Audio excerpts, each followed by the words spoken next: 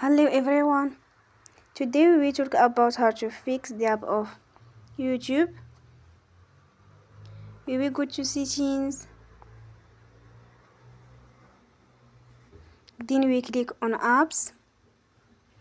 After that we will search the app YouTube. And then we click.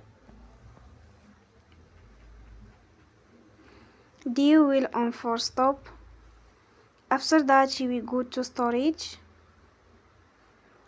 Then we click on clear cache.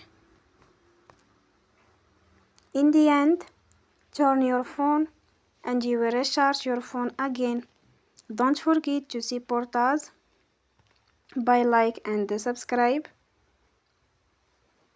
See you next time and thank you for watching.